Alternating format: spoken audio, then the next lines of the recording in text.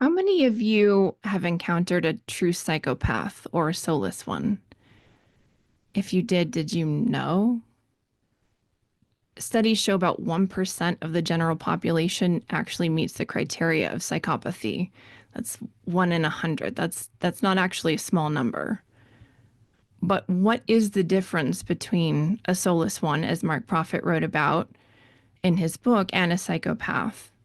So, a soulless one is described as someone without a divine spark.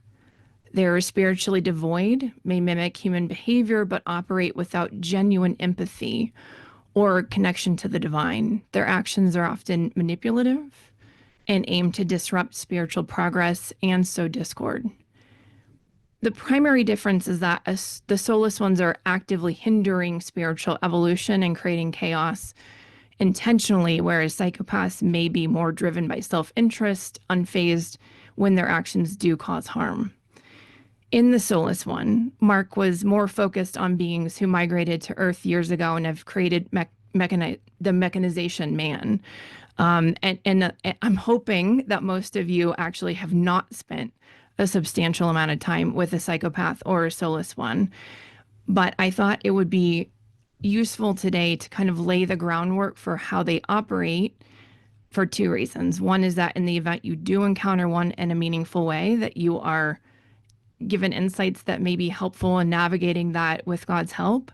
And the other is that I think the more we understand about the way they function, the more that our calls can be very specific to those attributes so that they have a higher, they pack a higher octane punch, right? So that essentially means that we're giving our prayers more specificity, which will then make them more powerful. So I know this is an inherently dark topic and it can seem frightening. I don't want anyone to be frightened. It is definitely it's sobering, but we don't worry. At the end, we will circle back to exactly how our divine spark actually makes us much more powerful. So just with that framework in mind, I don't want anyone to let this unsettle them too much. But I do think it is an important thing to explore this today. So psychopaths are often a lot harder to spot than narcissists or sociopaths. They usually present sort of charming, normal facades, and they lack empathy and remorse, but it might not be quite as apparent or as sort of cartoonish. They're often really likable, they're well adjusted. That can make their true nature a lot harder to discern. And they tend to be a lot more calculated in their interactions and behaviors, as well as in their manipulations. So, for example, if you've encountered a narcissist, it might have been a little bit easier to spot and sort of over the top in a way. But with psychopaths, they tend to be a lot more sort of hidden and under the surface because they can say things that sound empathetic because they've studied human behavior. They know how to do that.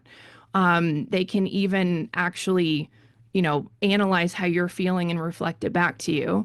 The difference is that they don't actually experience the emotions. So they're not feeling what you're feeling, even if it's sort of a performative empathy. The other thing that they can do is they can actually display emotions through mimicry. So they study the way that people use emotions, and then they will just, basically deploy those emotions at the right moments to achieve their goals. So that can also make it incredibly confusing. They can slip by unnoticed often for a very long time or even forever to certain people. It's usually there's some moment when their empathy and their emotions start to feel performative or hollow. So there's sort of a wait, that I don't think you actually felt how that felt to that person, or I actually think you're saying you care but you clearly don't, right? And so there's sort of this cognitive dissonance that can happen where you suddenly see that it didn't actually align, right? There's something that wasn't really congruent about it. So it's kind of a chilling realization because obviously it does make them harder to detect, but I think being aware of that can help us to identify when we may come into contact with a soulless one. So while Mark didn't actually address whether psychopaths are also soulless ones or really dive into that, I think for just the sake of exploring this a little bit further, the other things that they do have in common are these manipulative philosophies and mechanized righteousness. So they'll come up with these sort of twisted ways of taking what sounds like something that would otherwise be morally correct or superior and just flipping it like a certain degree, maybe 90 degrees, or it's just a little bit off. So it kind of can sound very convincing and very much like they're coming from a moral high ground or place. But there is something inherently a little like askew about it. So I do want to just say that I think the reason that this is also important is that our society today has really been infiltrated and controlled by a lot of people like this for centuries, whether they're coming from psychopathy alone and they're more selfish inherently, or they're actually coming from the soulless one mechanized man place where they're actually trying to destroy society for that reason.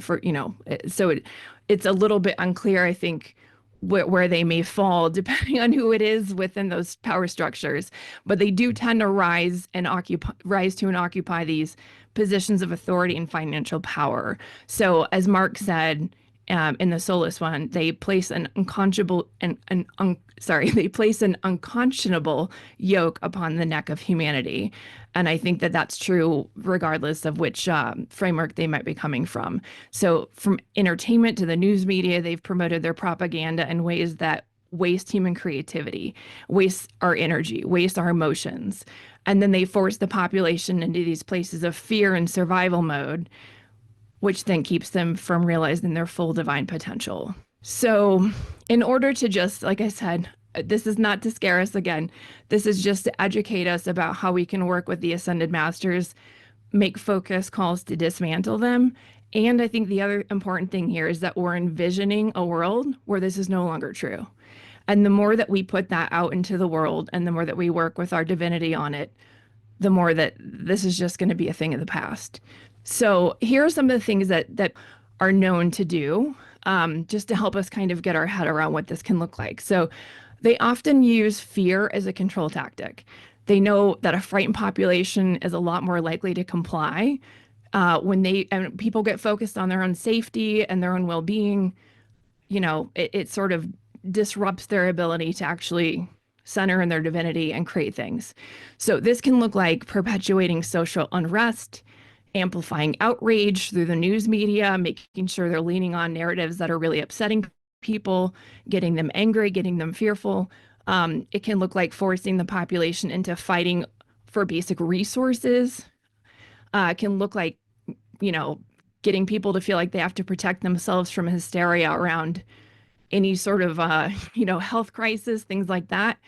And as the great divine director tells us in volume 8, number 14, now, ignorance and fear are the tools used by the forces of negation to cause men to vegetate in the human estate without entering into the divine. My release on the monstrous mechanical doctrine is intended, through the means of altered perspective, to bring a feeling of freedom and release, whereby joy to the world is amplified daily as man goes his rounds in the pursuit of happiness. Another thing that these ones will do is they'll invest in diverse political parties or opposing factions so that no matter who's in power at the time, they still have a direct line of influence. So at the end of the day, they might be, funding a coup and trying to fund stability, but that way they've got their hands in both pots. They also will weaken society by ensuring that people are continuously pitted against one another. So that could be over gender, race, class, politics, secretly fueling this division in a way that is intentionally thwarting unity. Because they know that if the people were to unite, they would be a lot more dangerous. They'd be harder to control.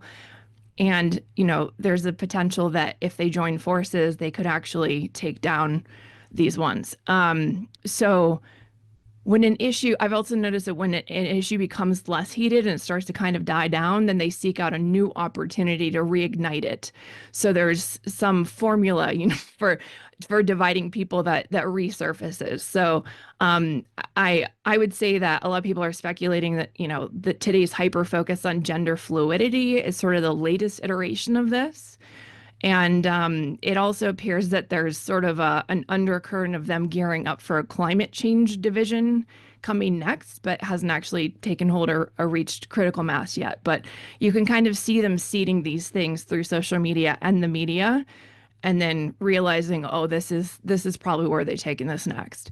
The world's most controlling leaders are also masters of controlling the narrative, which I'm implying, but basically they'll control the story. So they're the first ones to come out with this is the narrative. I'm going to frame it this way, whether it's in the media, on social media, or in entertainment. So that could be them seeding their ideas through the newest Netflix movie original, or it could be them making a new TV series that explores something that they want to put in people's consciousness.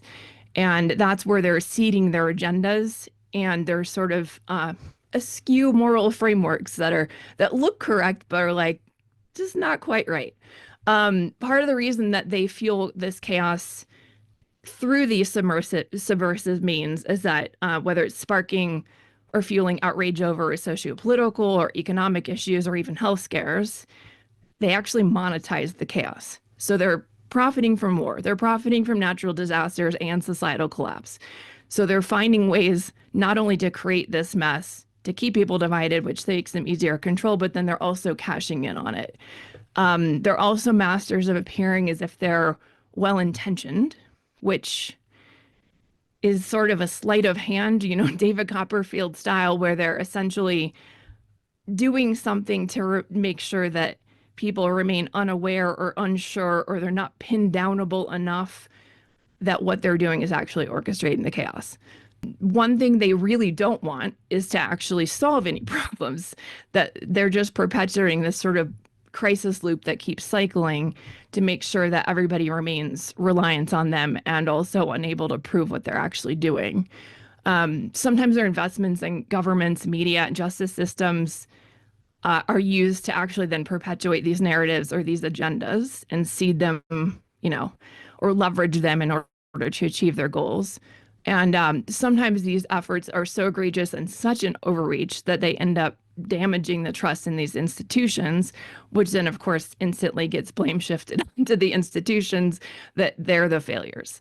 That's been especially true in the news media lately, and it's unfortunate for the entire framework of journalism, because we do need a way of getting information that's objective and credible. And what happens then is that people don't trust the news media, which then makes it even harder for people to know where to go to get the truth. Now, whether that was an intentional dismantling of the media or whether that was sort of just an overreach where they used the media too often to perpetuate their own narratives, which then created distrust in it, it's a little bit unclear, but either way, the effect is the same.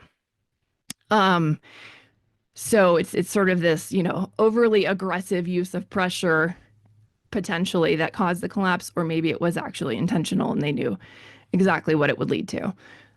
They also engineer dependency. So they make sure that they're controlling basic resources like our food, our water, our energy. That means people are always reliant on them, which means they're always in power.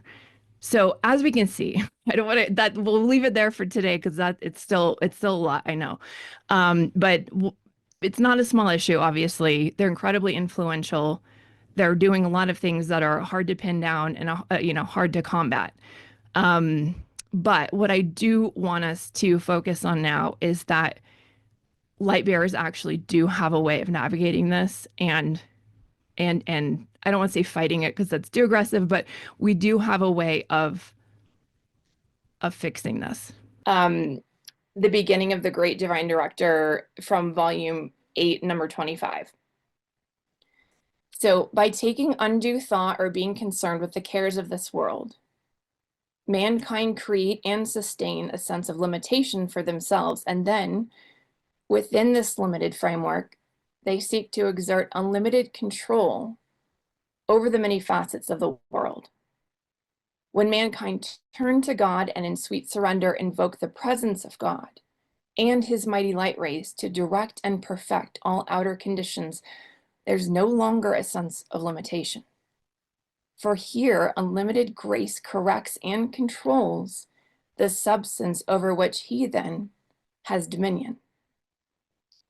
The mind of God is thus freed from the cage of the body's sense, and the bird of happiness flies from the cage at will, returning joyously to perch therein and sing his song of divine freedom. By excursions out of the consciousness into the mind of the ascended master, into the mind of Christ, and back to the heart of God. Sustained strength is thus drawn forth and flows into the world of the Chela. Now divine law is acting, and this is unlimited. Now the very vibratory action of God is impregnating the human aura. When, through the penetration of the soul consciousness of man into the heart of the ascended masters and to their higher ranges of thought and feeling, man lowers this feeling into his world. There is a spiritual companionship and rapport established, whereby he becomes more in tune with the God in all nature and in his fellow men. Even their lack of awareness of that attunement does not hinder some internal recognition which signifies to them that hope and peace are at hand. The vain struggles of the world are very intense, and the suffering of the world is gross. It is small comfort to those embroiled in turmoil to be told that they suffer from the results of their own karma. It is true that at inner levels this idea must be gently conveyed and an altered perspective given so that they may have a reinforced desire to find their freedom in their next embodiment. But when we deal with you, blessed ones, who read our words today, we are speaking to those now in embodiment whose hopes yet flourish, centered about their own precious memory of current events. You have some externalized momentum then in dealing with divine perfection. To you is given a sense of hope and possibility. One of the things that really stood out to me the most when I was researching all of this and meditating on it is that both soulless ones and psychopaths actually lack genuine creativity. So that is one way to identify, along with our discernment, of course, if we're seeing that there's sort of a mechanical loop of tactics and there isn't actually any sort of influx of new creativity applied, that not only tips us off, but it also shows where if they're stuck in those same tactics through creativity with the ascended masters, our divinity, and our God, we can actually find ways to almost checkmate them at the points where we know that we're predicting their next move. Oh, they're going to do this. Therefore, with creativity, you can say, okay, that's how you stop that, right? So I know, again, I want to just say, I know this can feel frightening, make us feel powerless. Please don't let it. Instead, what we need to focus on now is that our creativity and our authenticity and our ability to co-create with our divinity are actually what makes us the most powerful and much more powerful and our greatest asset when challenging this kind of darkness. And by using this creativity, we can expose, dismantle all of it in creative ways and eventually create a new world where they no longer have any power. Now, this doesn't mean everyone needs to be an artist. I know a lot of times people hear creativity, they think, oh, I'm not a painter, I'm not a musician, I'm not a writer. That's not actually what creativity means in this case. It's not about creating art necessarily. It could mean that, but it doesn't need to. This is about actually creating something, whether thought or a system or a new approach, or anything that is essentially something that's never been done or expressed before. As Saint Germain says in volume 13, number 11, how deeply many have yearned to know how to produce constructive change both in themselves and in the world. Let them realize then that to bring about change is a creative act. Alchemy is the creative science whereby man is enabled to obey the original fiat of God, take dominion over the earth. Now we are on the verge of taking our initial steps and producing change. Not a change that gears man to the contemporary scene, where his every effort is molded by environmental factors, but a change that will bring him closer to his real image. We will create the means whereby change can be produced by our sovereign will, whereby we can take dominion over the earth. For it is here on earth that we are obliged to create the desires of our hearts. For it is right here and now that we are indeed obligated to become co-creators with God, thus to fulfill the purity of his intent. And I want to pause here and also just note that the mechanization man concept does come with a lot of technical implications. And now there's AI everywhere. And in fact, I've been using it for some things I do in work, which is giving me some insights into kind of its strengths and weaknesses when it comes to this, and where creativity is obviously the thing that is more inherently powerful than this kind of technology. So, for example, AI can be great at drafting, straightforward text. It can do an entire article. It can write an entire book. It can do crazy things like blend the voice of Khalil Gibran with the Dalai Lama and reflect back to you what you wrote with that voice. I mean, it can do really kind of neat things, but the important thing is everything it does is recombinant. So it's taking things that have already been written, already exist, and then restructuring them, applying them in new contexts and frameworks that honestly sometimes a human wouldn't even be able to do. But what it isn't capable of is creating anything that hasn't been done before. It can't write something that's never been written. It can't string together a kind of language or a kind of tone or a kind of, if there isn't an existing Khalil Gibran and there's a new one, it can't be the new Khalil Gibran, right? It can't do the new thing that hasn't been done before. And it's never going to be able to, because it's the only way to do that is for a light bearer to tap into the divine source. It also, I've noticed, fails to intercede if your thought process or approach is incorrect. So if you've got an assumption, you're putting it into AI, it will actually reflect back to you what it thinks you want to hear, which is not the greatest thing for society, slightly alarming. And it will mean that people who are processing their assumptions aren't going to receive automated sort of intercession to say your logic is wrong, or that maybe you didn't think about this component. But I think that's another place where it shows that our creativity is the thing that is more powerful, because in conversation with somebody using your divinity, your creativity, you might be able to help them course correct in a way that helps shift them to something that is maybe away from an incorrect assumption or an incorrect sort of feeling about something.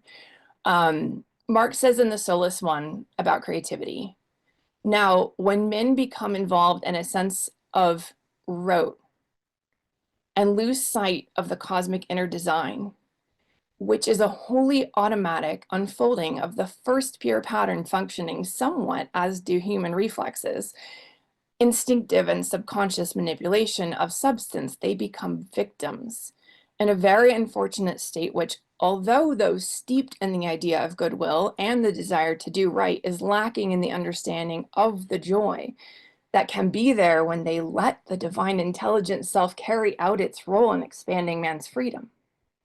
You see, the sense of rote will persist in those who feel compelled by a sense of duty to carry out certain religious or other exercises, which may be or may become more or less repugnant to them.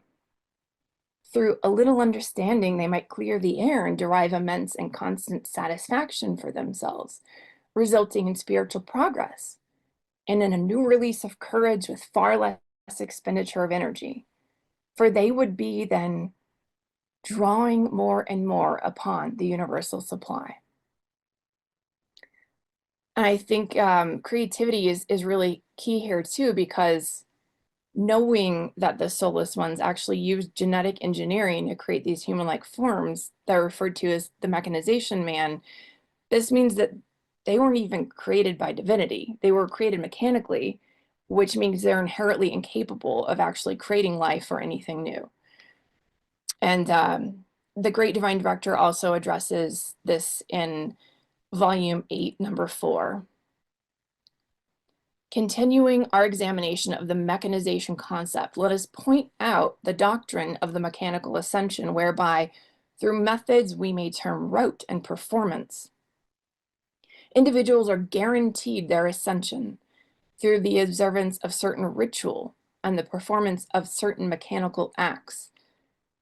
Now, I realize full well that to those who have not formally considered such ideas, they may sound absurd, but when, blessed ones, you consider the vast realm of thought and exposure to which the mind of God may be subjected through the bombardment of false concepts, you can readily see that almost anything is possible from the level of human creation by the power of man's imagination.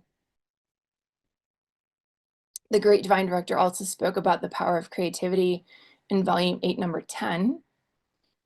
The creative powers in man will thus expand in the golden age through the shedding of the mechanical self and the recognition that all power in heaven and earth is given into the hand of man, the manifestation of God, in order that he himself might be perfected thereby and might be right action, perfect all things.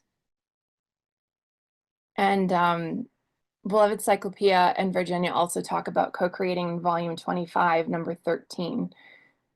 Beloved hearts, it takes an immense effort to be a son of God, to be a co-creator with him. And when you do not make the effort, the alternative is to become mechanization man, to become mechanized, and therefore to respond to the commands of another who has set himself up as the imposter of your Christ self and the imposter of your I am presence. I think the other important thing to point out here is that if our devotion to the teachings, if our devotion to prayer starts to become sort of mechanical or rote, that's a moment to reflect on that and say, okay, how do I inject this with joy? How do I make it more creative? How do I make it feel more connected to my authentic love? How do I refine my way back to that? Because I think what we're seeing here too is that doing the right thing just to do the right thing isn't still not actually tapping into that inner source and that inner power. And there needs for full realization of that threefold flame within us and of our creativity that comes from our divinity, where we co-create with our creator, there really inherently needs to be an outflowing of joy. It needs to feel fulfilling. And I think Mark is saying that very clearly and also what he wrote. So not to any of us to feel shame about it, but I think it is worth noting if there's a piece of you that feels like, okay, maybe that's happening. Good information and recalibrate, and then maybe rather than focusing on shame about it, focus on what can I do to re-inject this from a place of authenticity where it actually feels like that creative spark is alive again.